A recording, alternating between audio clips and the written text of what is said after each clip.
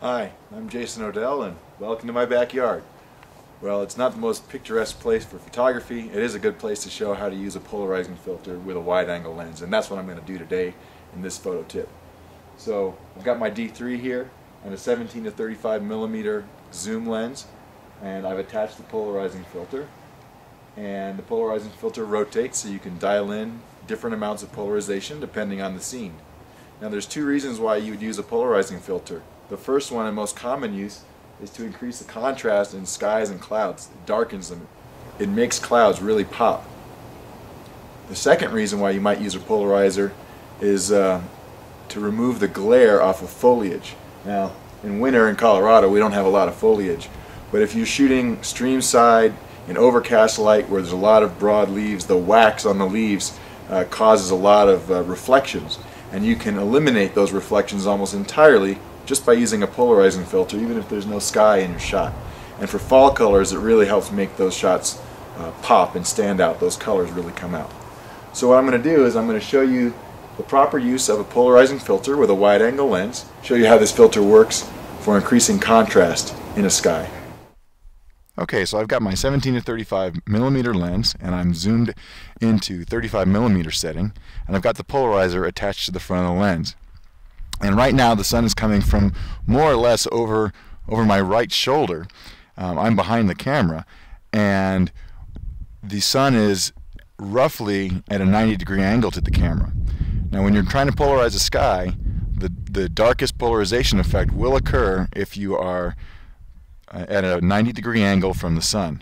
So as I dial in the polarizer by turning it, you'll see the sky begins to darken, and now those clouds really pop. Now I'm going to pan the camera, and now you can see that in this part of the sky, the clouds don't really darken at all. That's because I'm now have the sun almost directly behind me at a 180-degree angle. So the maximum polarization is going to be right around over here at that 90-degree angle from the sun.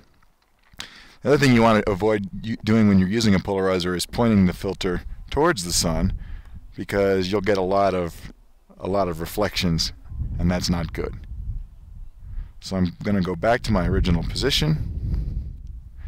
Now I mentioned that this is a 17 to 35 millimeter lens, and when you're using a polarizer to darken the sky, you've got to be careful when you're at focal lengths wider than about 24 millimeters. So we're zoomed in at 35 millimeters right now. We have more or less the maximal polarization dialed into our sky. Okay, and now I'm going to start slowly zooming out the lens. Okay, so here's 28 millimeters, and there's 24 millimeters, here's 20 millimeters, and finally 17 millimeters. So what you can see now at 17 millimeters is that the center portion of the sky is kind of dark, and then that polarization gets uneven. This is especially true if you're not shooting exactly 90 degrees angle from the sun, because now you can see that the sky is completely uneven. It's dark in the upper right corner, but it's very light in the upper left corner. So when you're using that polarizer, be sure to try to pay attention to your skies and try to keep the focal length somewhere around the 24 millimeter range or longer. So in a nutshell, that's how you use a polarizing filter with a wide-angle zoom lens.